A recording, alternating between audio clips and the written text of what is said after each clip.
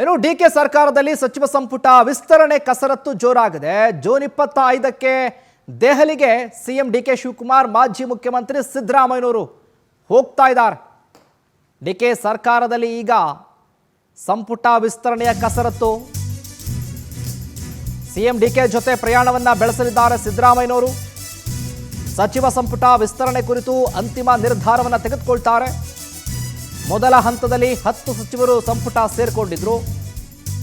ಹೀಗಾಗಿ ಉಳಿದಿರುವಂಥ 24 ಸಚಿವ ಸ್ಥಾನ ಭರ್ತಿಗೆ ಭಾರಿ ಕಸರತ್ತು ನಡೀತಾ ಇದೆ. ಈ ಬಾರಿ ಹೊಸ ಮುಖಗಳಿಗೂ ಕೂಡ ಮಣೆ ಹಾಕುವ ಸಾಧ್ಯತೆ ಇದೆ. ಈಗಾಗಲೇ ಮಾಜಿ ಸಚಿವರಿಂದಲೂ ಕೂಡ ಮಂತ್ರಿಗರಿಗೆ ಲಾಬಿ ಶುರುವಾಗಿದೆ. ಡಿಕೆ ಸರ್ಕಾರದಲ್ಲಿ ಸಚಿವ ಸಂಪುಟ ವಿಸ್ತರಣೆಯ ಕಸರತ್ತು ಜೋರಾಗಿ ನಡೀತಾ ಇದೆ. 25ನೇ ತಾರೀಕು ದೆಹಲಿಗೆ ಹೋಗ್ತಾ ಇದ್ದಾರೆ ಮುಖ್ಯಮಂತ್ರಿ ಡಿಕೆ ಶಿವಕುಮಾರ್, ಮಾಜಿ ಮುಖ್ಯಮಂತ್ರಿ ಸಿದ್ದರಾಮಯ್ಯನವರು. ಇಬ್ಬರು ಕೂಡ ಜೊತೆಯಲ್ಲೇ ದೆಹಲಿಗೆ ಪ್ರಯಾಣವನ್ನು ಬೆಳೆಸಿ ಅಂತಿಮವಾಗಿ ಚರ್ಚೆಯನ್ನ ಮಾಡ್ಕೊಂಡು ಬರ್ತಾರೆ. ಫೈನಲ್ ಆಗಿ ಉಳಿದಿರುವಂಥ 24 ಸ್ಥಾನಗಳಿಗೆ ಯಾರ್ಯಾರಿಗೆ ಅವಕಾಶವನ್ನು ಕೊಡಬೇಕು, ಯಾರ್ಯಾರನ್ನ ಸಂಪುಟಕ್ಕೆ ಸೇರಿಸ್ಕೊಳ್ಬೇಕು, ಹೊಸಬರಿಗೆ ಕೊಡಬೇಕಾ ಅಥವಾ ಹಿರಿಯರಿಗೆ ಕೊಡಬೇಕಾ ಅಥವಾ ಮಾತು ಕೊಟ್ಟಂತೆ ಆ ಮಾತನ್ನು ಉಳಿಸ್ಕೊಳ್ಳೋದಕ್ಕಂತ ಕೊಡಬೇಕಾ, ಈ ರೀತಿಯ ಚರ್ಚೆಗಳಿದ್ದಾವೆ. ಹೈಕಮಾಂಡ್ ಮಟ್ಟದಲ್ಲೂ ಲಾಬಿ ಇದೆ. ಸಿದ್ದರಾಮಯ್ಯ ಅವರನ್ನು ಕೂಡ ಲಾಬಿ ಶುರು ಹಚ್ಕೊಂಡಿದ್ದಾರೆ ಹಲವು ನಾಯಕರು. ಡಿ ಕೆ ಶಿವಕುಮಾರ್ ಅವರ ಹಿಂದೆ ಬಿದ್ದಿದ್ದಾರೆ. ಈ ನಿಟ್ಟಿನಲ್ಲಿ ಹೈಕಮಾಂಡ್ ಜೊತೆ ಯಾವ ರೀತಿ ಚರ್ಚೆ ಇರುತ್ತೆ?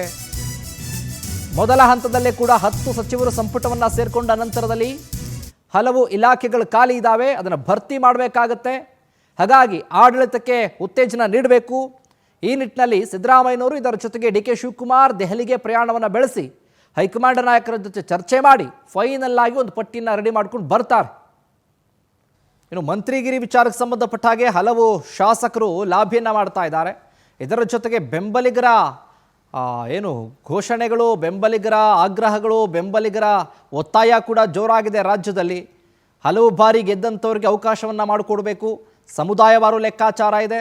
ಇದರ ಜೊತೆಗೆ ಫಾಲೋವರ್ಸ್ ಮೇಲೆ ಲೆಕ್ಕಾಚಾರ ಇದೆ. 3-4 ಬಾರಿ ಗೆದ್ದವರಿದ್ದಾರೆ, 5-6 ಬಾರಿ ಗೆದ್ದಂಥವ್ರಿದ್ದಾರೆ. ಇದುವರೆಗೂ ನಮಗೆ ಅಧಿಕಾರ ಬೇಕು ಅಂತ ಕೇಳದಂಥವ್ರು ಕೂಡ ಇದ್ದಾರೆ. ಆದರೂ ಕೂಡ ಎಲ್ಲರಿಗೂ ಮಂತ್ರಿ ಆಗಬೇಕು ಅನ್ನುವಂಥ ಆಸೆ ಇದ್ದೇ ಇರುತ್ತೆ. ಈ ನಿಟ್ಟಿನಲ್ಲಿ ಹೈಕಮಾಂಡ್ ಯಾರನ್ನ ಕಡೆಗಣಿಸಿ ಯಾರಿಗೆ ಅವಕಾಶವನ್ನು ಮಾಡಿಕೊಡ್ತಾರೆ, ಯಾರಿಗೆ ಸಿಗಬಹುದು, ಹಾಗಾದರೆ ಡಿ ಕೆ ಶಿವಕುಮಾರ್ ಅವರ ಸಚಿವ ಸಂಪುಟದಲ್ಲಿ ಮಂತ್ರಿಗಿರಿ ಭಾಗ್ಯ ಅನ್ನುವಂಥ ಚರ್ಚೆ ಅಥವಾ ಪ್ರಶ್ನೆ ಕೂಡ ಉಂಟಾಗಿದೆ. ಇನ್ನು ಇದೇ ವಿಚಾರಕ್ಕೆ ಸಂಬಂಧಪಟ್ಟ ಹಾಗೆ ಹೆಚ್ಚಿನ ಅಪ್ಡೇಟ್ಸ್ ಅನ್ನು ಕೊಡ್ತಾರೆ ನಮ್ಮ ಪ್ರತಿನಿಧಿ ರೂಪೇಶ್. ಲೈವ್ನಲ್ಲಿ ಜಾಯ್ನ್ ಆಗ್ತಾ ಇದ್ದಾರೆ. ರೂಪೇಶ್, ಗಮನಿಸ್ತಾ ಇದ್ದೀವಿ ಜೂನ್ 25ನೇ ತಾರೀಕು ದೆಹಲಿಗೆ ಹೋಗ್ತಾ ಇದ್ದಾರೆ ಸಿಎಂ ಹಾಗೆ ಮಾಜಿ ಸಿಎಂ. ಇಂಥ ಸಂದರ್ಭದಲ್ಲಿ ಏನಾಗಬಹುದು, ಈ ಸಚಿವ ಸಂಪುಟದಲ್ಲಿ ಯಾರ್ಯಾರಿಗೆ ಅವಕಾಶ ಸಿಗಬಹುದು, ಚರ್ಚೆ ಏನಾಗಬಹುದು, ಅಪ್ಡೇಟ್ಸ್ ಕೊಡೋದಾದ್ರೆ ರೂಪೇಶ್.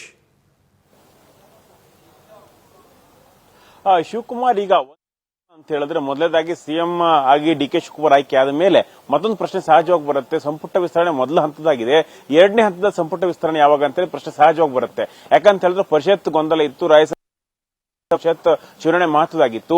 ಹೀಗಾಗಿ ಪರಿಷತ್ ಚುನಾವಣೆ ಮುಗಿದಿದೆ. ಅದೇ ರೀತಿಯಾಗಿ ಬಿ ಕೆ ಹರಿಪ್ರಸಾದ್ ಅವರ ಪದಗ್ರಹಣ ಕಾರ್ಯಕ್ರಮ ಕೂಡ ಮುಗಿದಿದೆ. ಇದಕ್ಕೋಸ್ಕರವಾಗಿ ಪದಗ್ರಹಣ ಮುಗಿತಲ್ವ, ಈಗ ಹೈಕಮಾಂಡ್ ಬುಲಾವ್ ಕೊಡುತ್ತೆ ಅಂತೇಳಿ ಎಲ್ಲರೂ ಕೂಡ ವೇಟ್ ಮಾಡ್ತಾ ಇದ್ರು. ಅದು ಹೈಕಮಾಂಡ್ ಜೂನ್ 25ಕ್ಕೆ ದೆಹಲಿಗೆ ಬರುವಂತೆ ಬುಲಾವ್ ಕೊಟ್ಟಿದೆ ಅಂತ ಹೇಳಲಾಗ್ತಾ ಇದೆ. ಇದಕ್ಕೋಸ್ಕರವಾಗಿ ಒಂದು ಕಡೆ ಸಿಎಂ ಡಿ ಕೆ ಶಿವಕುಮಾರ್, ಅದೇ ರೀತಿಯಾಗಿ ಮಾಜಿ ಸಿಎಂ ಸಿದ್ದರಾಮಯ್ಯನವರು ಕೂಡ ದೆಹಲಿಗೆ ಹೋಗ್ತಾರೆ. ದೆಹಲಿಯಲ್ಲಿ ಕೂತ್ಕೊಂಡು ಎಲ್ಲ ಲೆಕ್ಕಾಚಾರ, ಪ್ರಾದೇಶಿಕವಾಗಿ ಅನುಭವ ಆಧಾರಿತ ಯುವ ಮುಖಂಡ 3 ಮಾನದಂಡದಲ್ಲೂ ಕೂಡ ಸಂಪುಟ ವಿಸ್ತರಣೆ ಮಾಡುವಂತೆ ರಾಹುಲ್ ಗಾಂಧಿ ಒಂದಿಷ್ಟು ಸಲಹೆಗಳನ್ನು ಹಿಂದೆ ಕೊಟ್ಟಿದ್ರು. ಹೀಗಾಗಿ ಒಂದು ಪಟ್ಟಿಯನ್ನ ಡಿ ಕೆ ಶಿವಕುಮಾರ್ ಅವರು, ಮತ್ತೊಂದು ಪಟ್ಟಿಯನ್ನ ಇಲ್ಲಿ ಸಿದ್ದರಾಮಯ್ಯನವರು ದೆಹಲಿಗೆ ತೆಗೆದುಕೊಂಡು ಹೋಗ್ತಾರೆ. ಇಲ್ಲಿ ದೆಹಲಿಯಲ್ಲಿ ಅಳೆದು ತೂಗಿ ಯಾರಿಗೆಲ್ಲ ಗಡ್ಡು ಮಟ್ಟಿದೆ, ಅದೇ ರೀತಿ ಚಲರಾಯಸ್ವಾಮಿ ಕೊಡಬೇಕು ಬೇಡ ಅಂತ ಚರ್ಚೆ, ಅದೇ ರೀತಿಯಾಗಿ ಯಾರೆಲ್ಲ ದಲಿತರಲ್ಲಿ ಯಾರ ಮುಖಕ್ಕೆ ಮಳೆ ಹಾಕಬೇಕು, ಅದೇ ರೀತಿಯಾಗಿ ಇಲ್ಲಿಗ ಒಂದ್ ಕಡೆ ಒಬಿಸಿ ಸಮುದಾಯಕ್ಕೆ ಯಾವ ರೀತಿಯಾಗಿ ಬಲವನ್ನು ತುಂಬಬೇಕು, ಎಲ್ಲಾ ಲೆಕ್ಕಾಚಾರಗಳನ್ನು ಹಾಕೊಂಡು ಒಂದು ಚರ್ಚೆಯನ್ನು ಮಾಡಬೇಕಾಗುತ್ತೆ. ಅದೇ ರೀತಿಯಾಗಿ ಲಿಂಗಾಯತರು ಒಂದು ಸ್ವಲ್ಪ ಡಿಸ್ಟರ್ಬ್ ಆಗಿದ್ದಾರೆ. ಯಾಕಂತ ಹೇಳಿದ್ರೆ ಈಗ ಒಂದು ಸಿಎಂ ಕೊಟ್ಟಿರೋಂತ ಒಂದು ವಿಚಾರ, ಅದೇ ರೀತಿ ಕೆಪಿಸಿಸಿ ಕೂಡ ಲಿಂಗಾಯತ ಸಿಕ್ಕಿರ್ಲಿಲ್ಲ. ಇದಕ್ಕೋಸ್ಕರವಾಗಿ ಯಾವ ರೀತಿ ಲೆಕ್ಕಾಚಾರ ಹಾಕಬೇಕು, ಹೇಗೆ ಅವರನ್ನು ಸಮಾಧಾನ ಮಾಡಬೇಕು, ಎಲ್ಲಾ ಲೆಕ್ಕಾಚಾರಗಳು ದೆಹಲಿಯಲ್ಲಿ ಆಗುತ್ತೆ. ಈ ಮೂಲಕವಾಗಿ ದೆಹಲಿಗೆ ಸಿಎಂ, ಅದೇ ರೀತಿಯಾಗಿ ಮಾಜಿ ಸಿಎಂ ಇಬ್ಬರು ಕೂಡ ದೆಹಲಿಗೆ ಹೋಗೋದ್ರಿಂದ ಈ ಎಲ್ಲಾ ಚರ್ಚೆಗೆ ಒಂದು ವಾರದಲ್ಲಿ ಈಗ ಎಲ್ಲದಕ್ಕೂ ಕೂಡ ಒಂದು ಅಂತಿಮವಾಗಿರತಕ್ಕಂತ ಮುದ್ರೆ ಬೀಳಬಹುದು ಅಂತ ಹೇಳಿ ಹೇಳಲಾಗ್ತಾ ಇದೆ. ಶಿವಕುಮಾರ್, ಥ್ಯಾಂಕ್ ಯು ರೂಪೇಶ್, ನಿಮ್ಮೆಲ್ಲ ಮಾಹಿತಿ